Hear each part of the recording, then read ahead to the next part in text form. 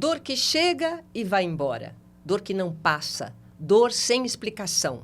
Hoje vamos entender o que está por trás desse sinal do corpo e o que a neurociência revela sobre o sofrimento crônico. E quem nos ajuda nessa conversa é o professor Otávio Turolo, neurocirurgião e professor de medicina da Unip, doutor em ciências com especialização em cirurgia da coluna e tratamento da dor.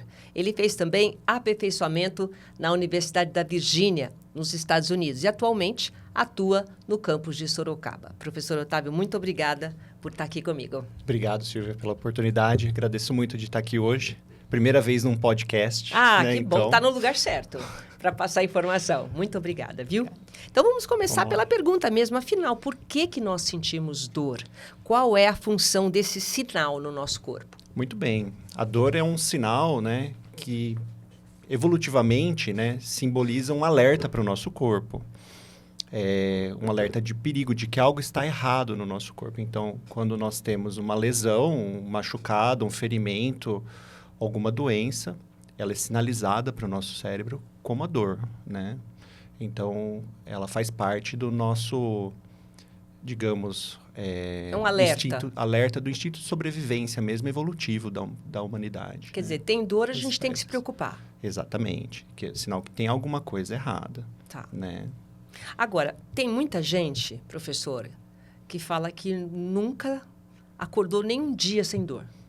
Muito Principalmente bom. atletas de ponta, né? Pessoas que colocam o corpo no limite. Então, a gente está falando aí de dor crônica. Quando a gente se refere a uma dor crônica, é uma dor diferente, é uma dor incomum, aquela dor aguda que a gente sente. Quando vira dor crônica, é o quê?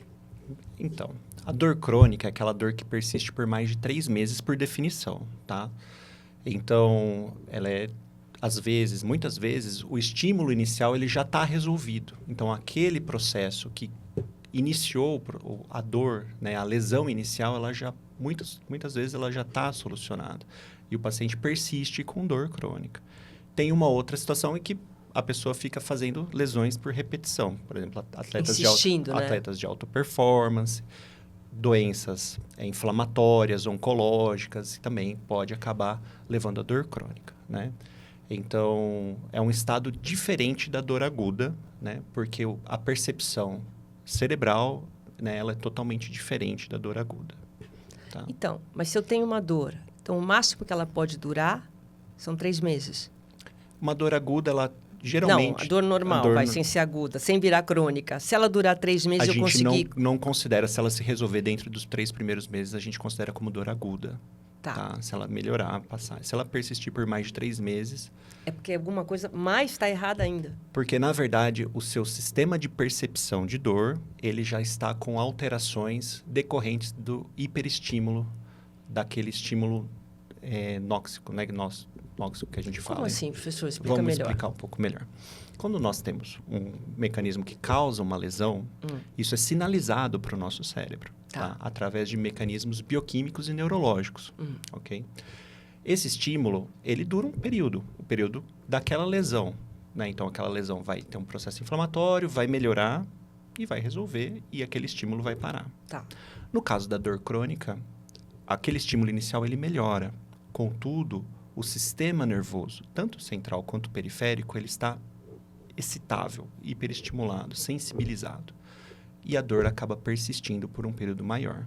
Por causa do sistema neurológico? Sim. É como se não tivesse recebido o aviso, tipo assim, já passou minha dor, por que continua aqui? É isso? Exatamente. Ai, que interessante. Exatamente. E muitas dores crônicas, né? Os pacientes que sofrem com dor crônica, principalmente lombalgia, cefaleia, às vezes você não tem uma causa, aparentemente, uma lesão aguda, né? Identificável, né?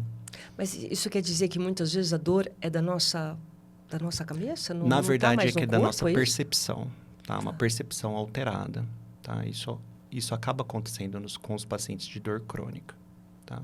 Isso tem várias modificações do sistema nervoso central e influencia outros aspectos do nosso funcionamento cerebral. Também impacta no humor, né? Com certeza. Quem tem dor não tem vontade de fazer nada. No sono, na alimentação, em vários outros aspectos, né? Então, dor crônica ela não é só uma questão da dor em si, mas de todo o corpo como ela reage, como que o corpo reage em relação a isso. Né? E é engraçado, né, doutor? Você fala para essa parte psicológica, a pessoa, assim, a pessoa se aposta da dor.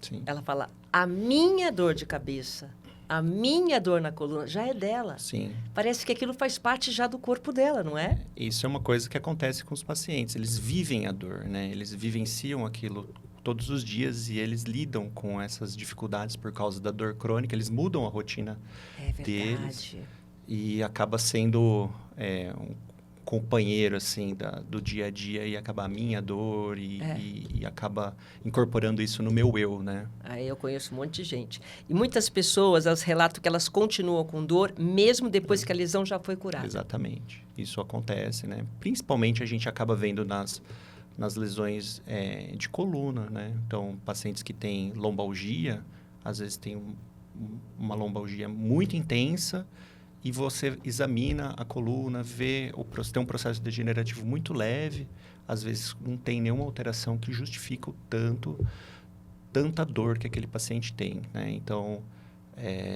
existe uma dissociação, às vezes, né, da percepção da dor em relação ao corpo da pessoa. Tá? Quer dizer, Sim. a pessoa, o cérebro é aquilo que a gente está falando aqui. Então, o cérebro, ele cria ou ele mantém uma sensação de uma dor que já não existe mais. Isso. De um estímulo, na verdade, a dor existe, né? Porque a pessoa percebe a dor. A questão é que o estímulo, ele não é tão intenso e, mesmo assim, ele causa uma dor muito intensa, tá? Ele é desproporcional, né? Isso acontece nos casos de dor crônica, que você tem uma sensibilização do sistema nervoso dessa pessoa, né? Mas e aí, doutor? A pessoa, ela vai aonde? Ela vai curar a coluna ou ela vai cuidar do cérebro, da mente? Exatamente. Então, a gente trata, né, esses pacientes com dor crônica mais arrastado, tanto que um dos pilares do tratamento não são medicamentos analgésicos, né? A gente não dá medicamento que alivia a dor, né, como analgésico, anti-inflamatório ou mesmo opioide. A gente não faz isso. Para esses pacientes que você tem uma dor mais arrastada, a gente trata com antidepressivo e anticonvulsivante. Olha. Né? Por quê? Porque você tenta modular o sistema nervoso central da pessoa. Né? Então, você tem alguns mecanismos de modulação de percepção de dor, tá? Das vias de percepção de dor, e elas são moduladas por alguns neurotransmissores, como a noradrenalina e a serotonina. Então, você dá um antidepressivo para a pessoa e ela tende a ter uma melhora, porque ela controla um pouco aquela hipersensibilização que ela tem no seu sistema nervoso, tanto periférico quanto central. Que é uma coisa que ela vai adquirindo? Vai adquirindo, vai modulando ao longo dos meses, dos anos, porque ela teve um estímulo, e isso por características genéticas da pessoa também, né? E também por causa de uma dor, pode ser até por uma dor que não foi muito bem tratada, ou por um estímulo repetitivo, né? Uma lesão que é persistente também, acaba modulando e a pessoa fica muito sensibilizada. Seria até uma defesa do próprio cérebro em relação a isso, porque a dor já foi tão grande que o cérebro, a gente fica como se fosse uma proteção. Exatamente. É um mecanismo, na verdade, ele é anormal, né? Ele é anormal, ele não era para acontecer, mas é o modo que o nosso sistema nervoso ele interpreta, né? E acaba ficando mais, como que eu posso dizer, mais fica mais retraído, mais precavido de não ter outras lesões, né? É até uma proteção, uma né? proteção. O cérebro, existe uma diferença entre como o cérebro processa a dor física e a dor emocional? Tem uma diferença no cérebro? Aqui é emoção, aqui é físico.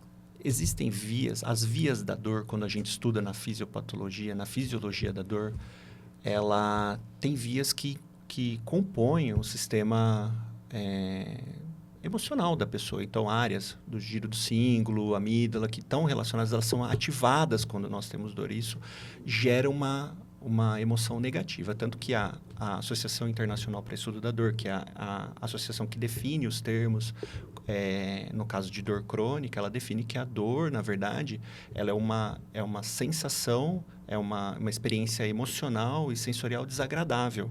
Então, ela compõe isso, ela traz esse conceito também de uma experiência emotiva desagradável, né? Podendo ou não ter uma lesão, né? Ah, é? Podendo ou não ter uma lesão. Porque existem, quando a gente fala em dor, principalmente dor crônica, a gente tem 3 tipos de vias de dor, tá?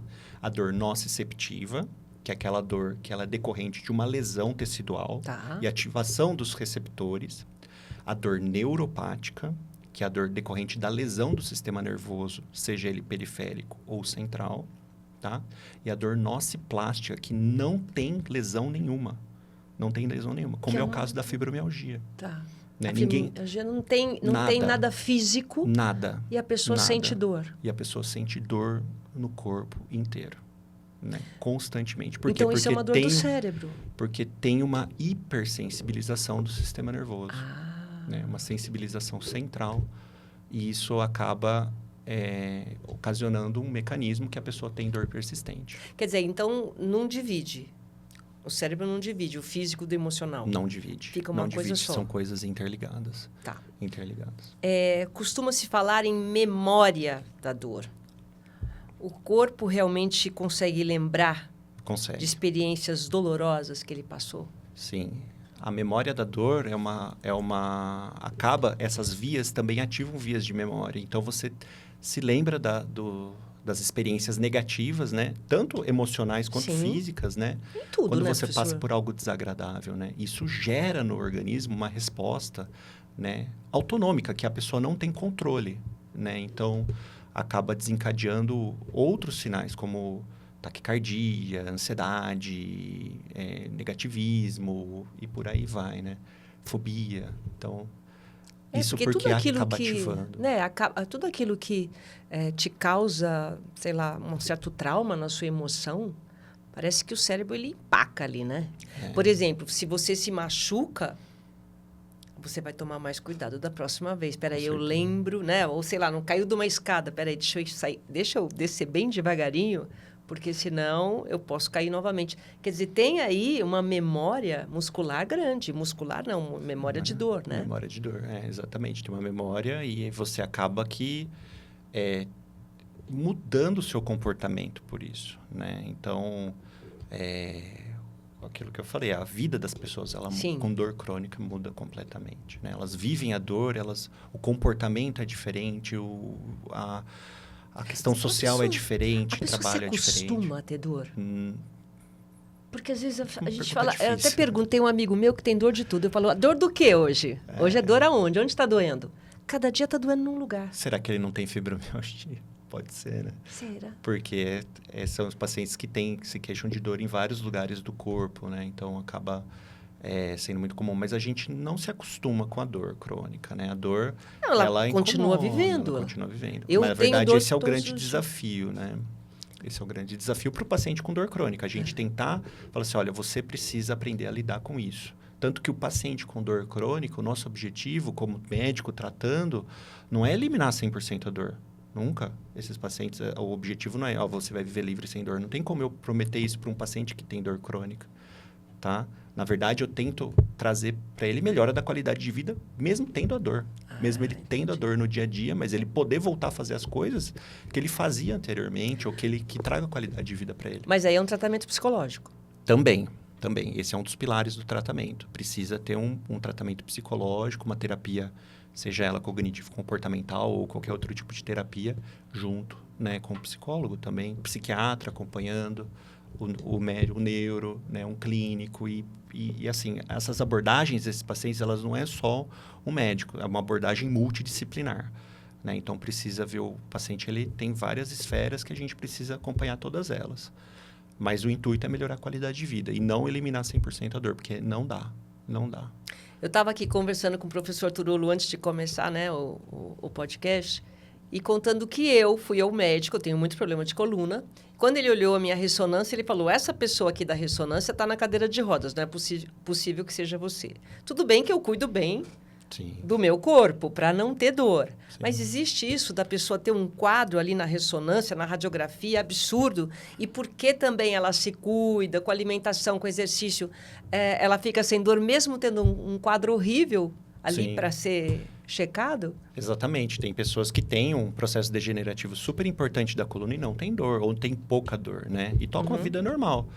Isso é factível. Por isso que eu falo para o paciente, eu não opero, é exame, né? Eu pergunto como que você tá? Porque, assim, às vezes tem uma coluna super alterada, compressão neuronal, canal estreito, todas as deslizamento da vértebra, e fala assim, ó, olhando a imagem, parece que é um caso cirúrgico, mas você vê a pessoa tá super bem, então toca a vida. Tá. Né? Então, existe isso. Do mesmo jeito que existe o contrário, que é a pessoa que tem muita dor e tem um exame muito normal. Bem, tá. né? E aí você fala, olha, sua coluna tá bem, né? Não bate muito. Então, existe essa dissociação clínica radiológica, tá? Então, a gente, quando vai tratar, a gente trata a pessoa, o ser humano, e não a imagem, né? Então, tudo bem. E o que você faz está certo. A atividade física é um dos pilares do tratamento. Atividade física, mudança do estilo de vida, dieta, tudo isso faz parte do tratamento da dor crônica, tá? Muito bem. Tá bem. Tem que segurar a onda, né? Já que não dá para segurar o tempo. Professor, por que algumas pessoas parecem ter muito mais sensibilidade à dor do que as outras?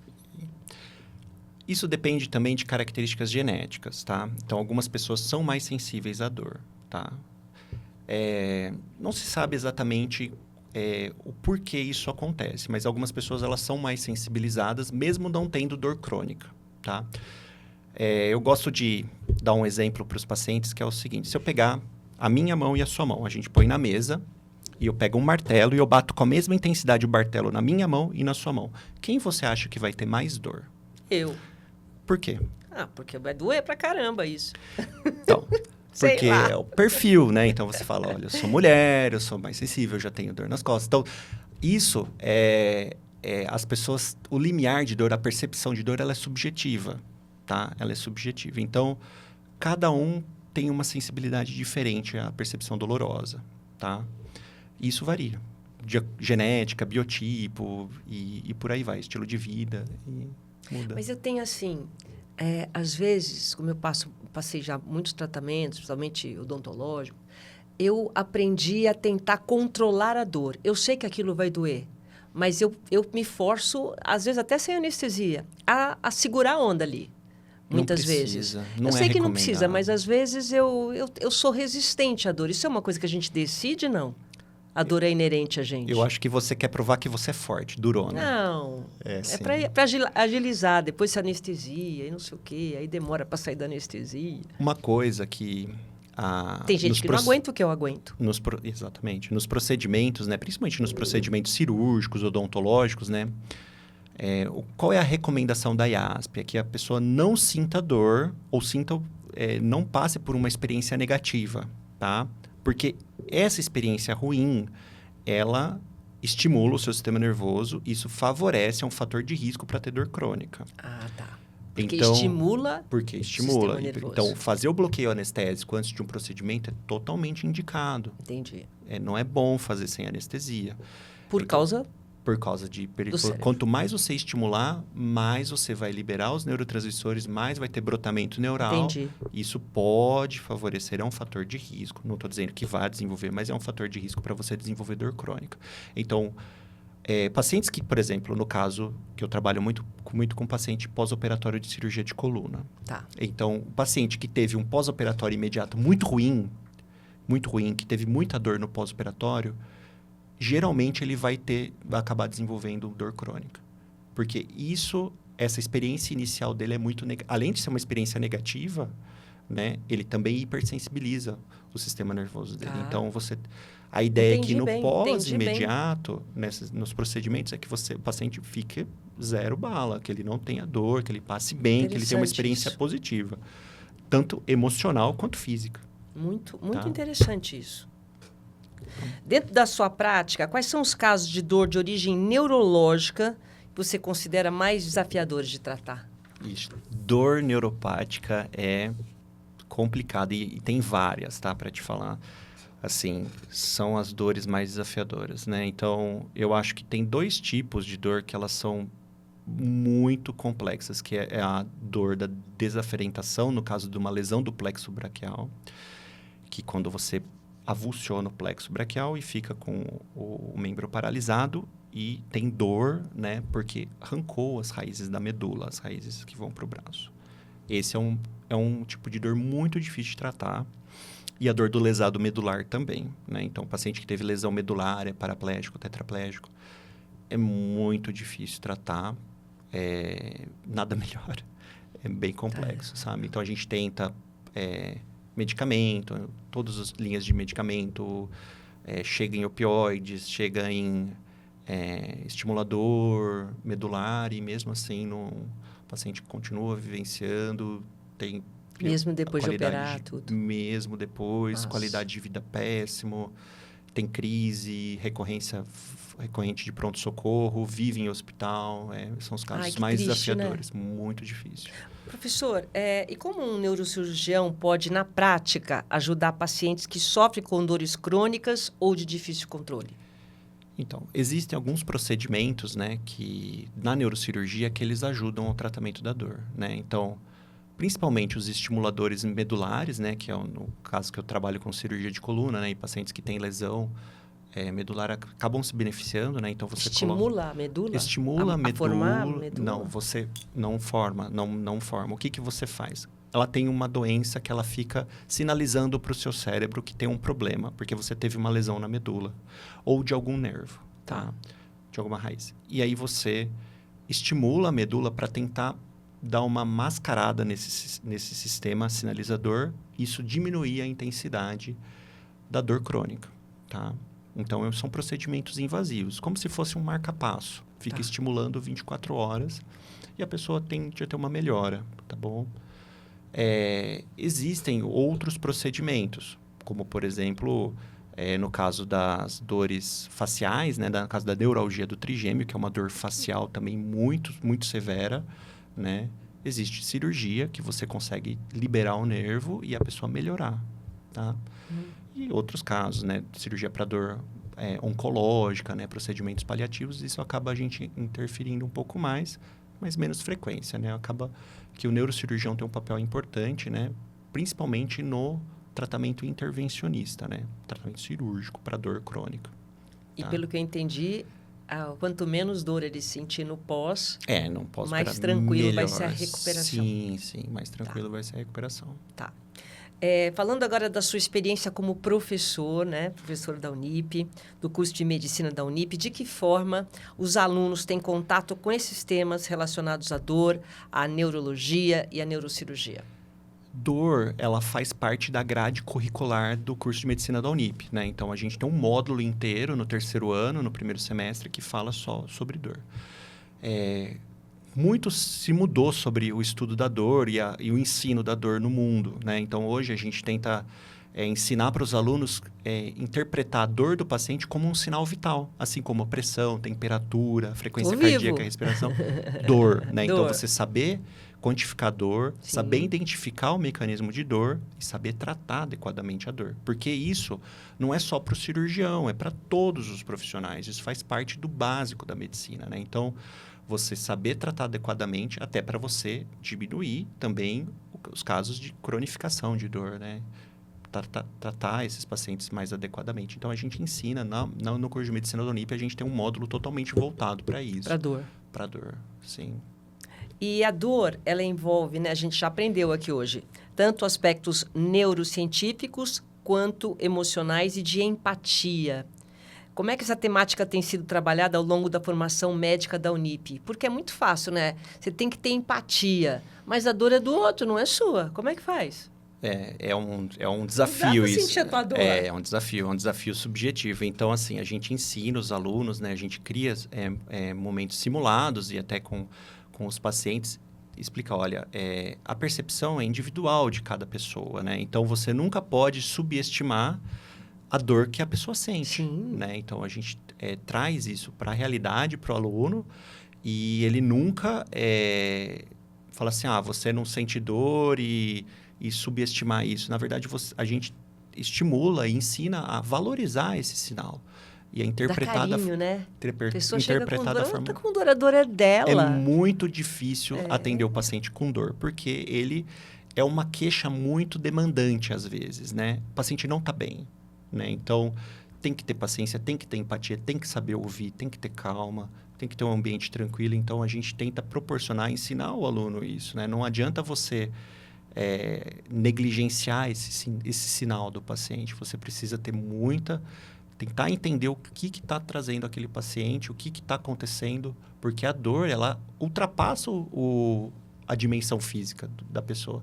Ela envolve aspecto espiritual, ela envolve aspecto social, a família, a relação da família, como que está com o marido, como que está com os filhos. Sim. Então, tudo isso tem que ser abordado. Aí, é verdade. Então, tem que ensinar desde o começo o aluno a ter essa percepção para ele poder, lá na frente, ele poder tratar adequadamente, né, os pacientes, que são pacientes muito desafiadores. O paciente com dor crônica é muito desafiador. E para os estudantes agora que pensam nessa carreira tão importante, né, de medicina, principalmente neurologia ou neurocirurgia, que tipo de perfil ou curiosidade você acha importante a pessoa começar a desenvolver desde já? Bom, Silvia, eu queria até dar um recado para os alunos, né, que querem fazer neurocirurgia ou neurologia, né? Você fala assim, nossa, será que isso é para mim? Será que eu chego lá? Assim, o que você precisa ter inicialmente para você poder dar esse passo além? Você precisa ser uma pessoa curiosa, tá? Se interessar pelo paciente, tá? Esse é o primeiro ponto. Se você é uma pessoa que é interessada pelas doenças como um todo, eu acho que você já está no caminho certo, tá? E se você já tem a dúvida, será que eu devo fazer neurologia? Será que eu devo fazer neurocirurgia? Eu acho que já é um bom começo, você já ter essa dúvida, porque isso já te mostra que você já está com interesse nessa área, tá? É uma área muito desafiadora, tá? Muito difícil, tem que estudar muito, né? Os pacientes são difíceis, né? As doenças são muito difíceis, muito graves, né? A gente lida com morte, lida com doenças que causam muita morbidade, né? Muitas sequelas para o paciente. Então, a gente precisa entender que não é um ambiente tranquilo, não é uma profissão tranquila, mas que é muito gratificante. Muito bem. Professor, muito obrigada, viu? Obrigada, parabéns pelo seu trabalho. Muito obrigado, espero ter esclarecido tudo. Muito né? bem. Do modo mais claro possível, né? É muito difícil, né? A gente falar de um modo mais não tão técnico, né? Porque, não, mas foi ótimo. Esse é um desafio, meu desafio, na verdade. Tentar, tá ótimo. Tem que estar desenvolvendo a comunicação. É isso aí. Mais claro possível. Certo? Obrigado pela oportunidade. Muito obrigada, tá? viu? E você que acompanhou a gente, muito obrigada e até o próximo programa.